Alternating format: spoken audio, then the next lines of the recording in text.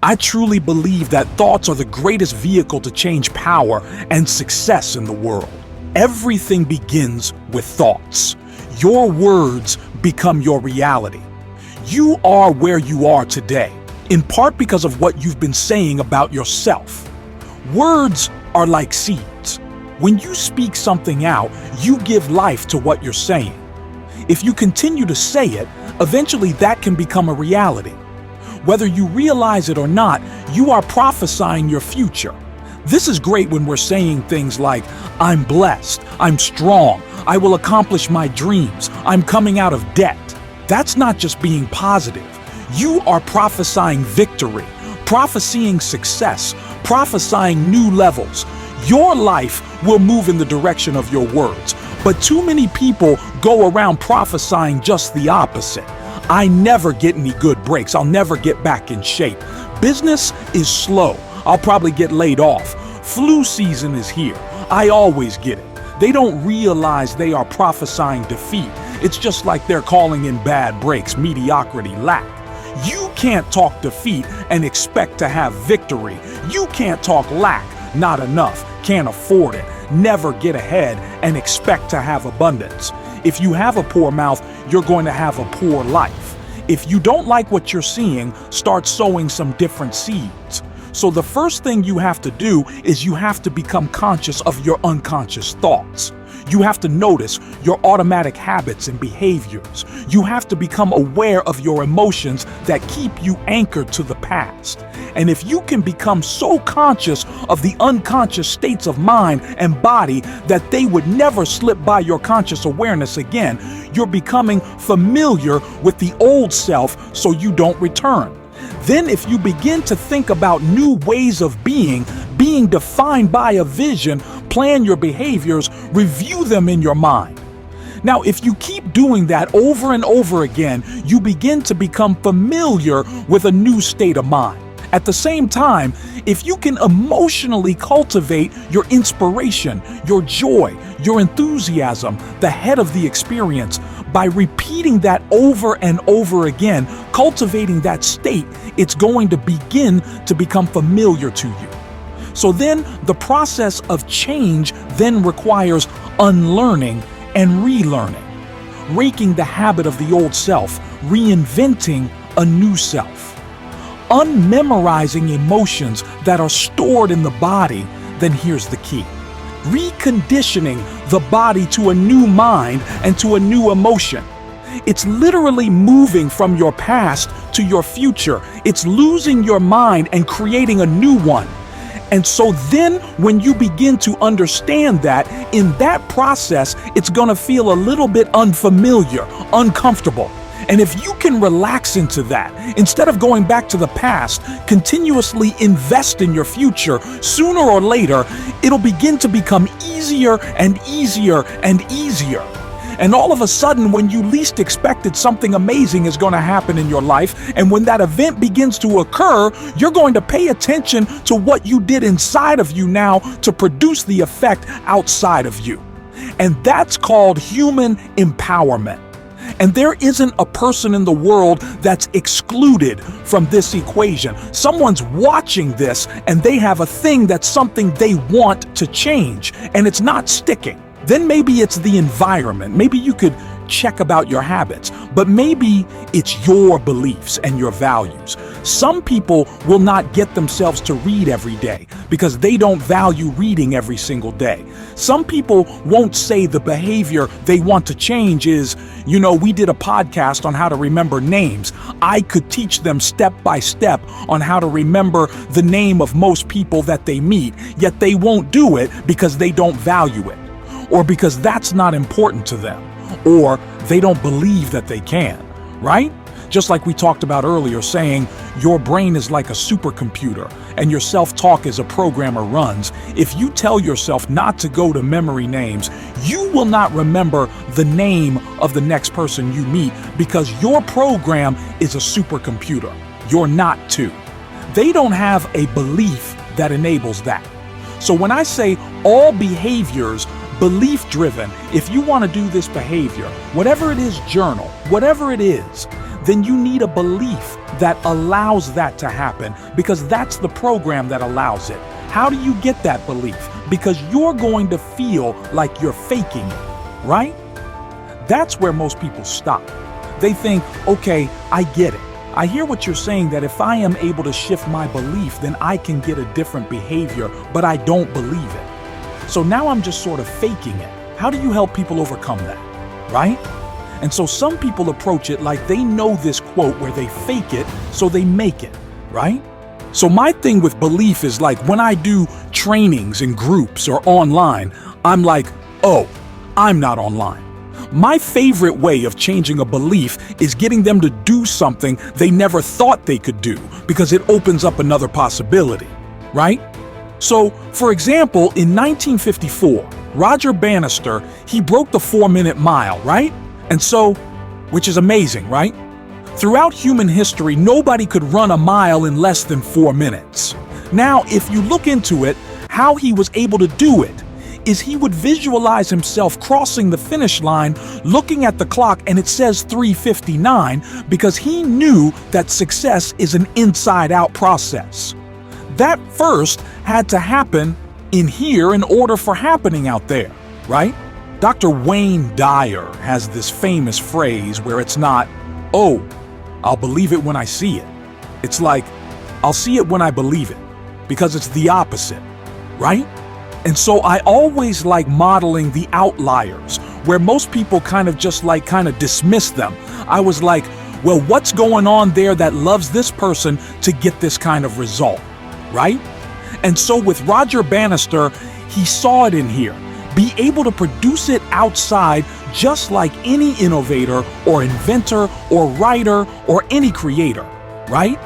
But what was interesting is after that would happen, nobody could do it from the beginning of humanity. All of a sudden, one person does it. What happens after that?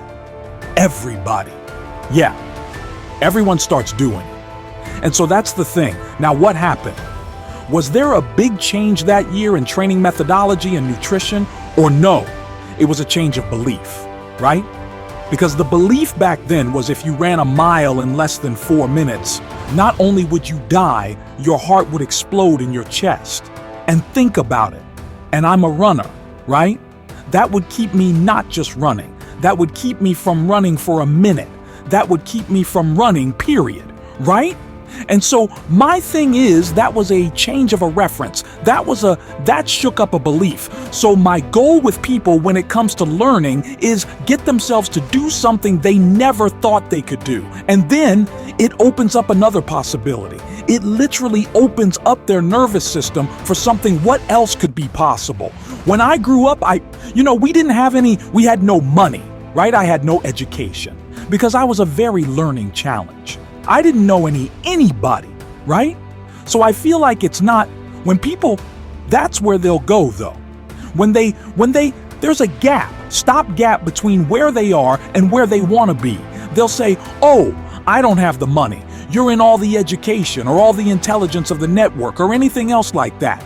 And you know what you know, as for all incredible success you've had and the value you've created for the world, is that it's not about resources, right?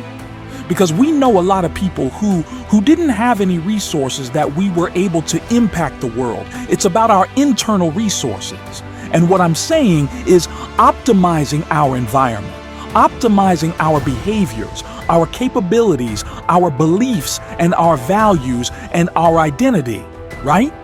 That the highest level, our identity, because you can't just change your belief or your values or your behavior, even if you don't believe you're that kind of person. You know, that's why I kind of always go to the superhero mythos, because I want people to claim that identity.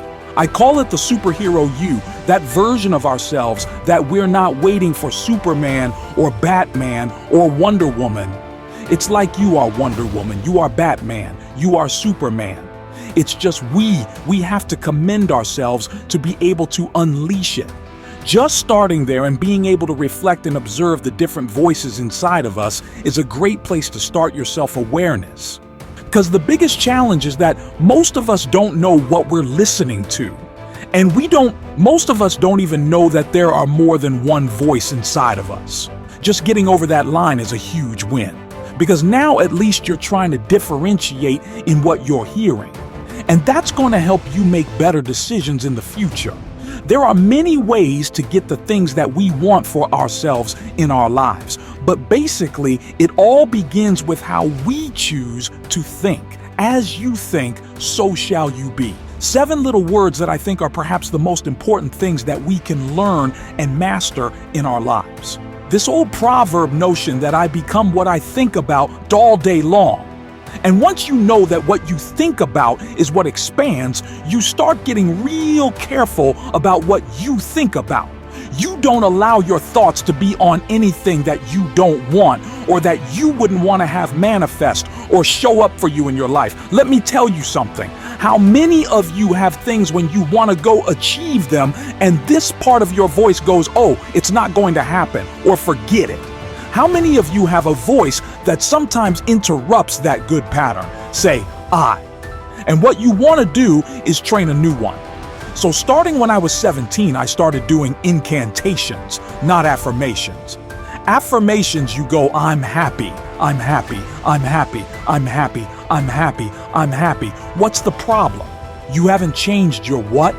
Your what? Physiology. If you don't change your physiology, you won't get anything.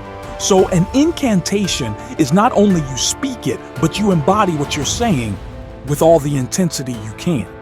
And you do it with enough repetitions that it sticks in your head. It's a small world now. The conversation in your head is always the same, and it gives you what you want. So use your body and your voice.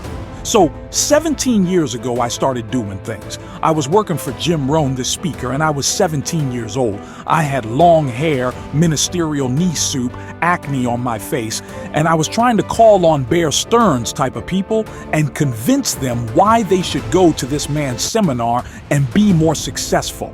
I was driving a 1968 Volkswagen, and I had earned it $1.40 a week as a janitor. The only way I did it was park far from the building and then go in, and I love people, and I believe when I put myself in state and I was able to influence people that were far more successful than I was at the time.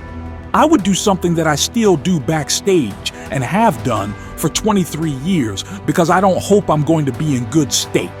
I demand it. So I do an incantation using my whole body and say, I now command my subconscious mind to direct me in helping as many people as possible alive today to better their lives by giving me the strength, the emotion, the persuasion, the humans, the property, whatever it takes to show these people and get these people to change their lives now. I would do that literally driving in my Volkswagen to a meeting in LA on the freeway for 40 minutes. People were looking at me. I'm screaming at the top of my lungs. They're going, I know he's a serial killer. I know he is. But by the time I entered that room, when two people meet, if there's rapport, the person who's most certain will always influence the other person. And I was totally certain, and they were trying to get revved up to certainty. Do you agree with this? Yes or no? I do another one because I was poor. I changed my mindset. I kept doing things when I never got beyond it. I'd say God's wealth is circulating in my life. His wealth flows to me in avalanches of abundance.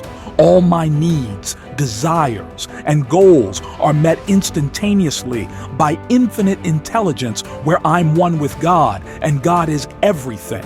And I would imagine the abundance of my life and I would feel so grateful. And a year later, I went from making $38,000 a year to making $1 million a year in 1 year.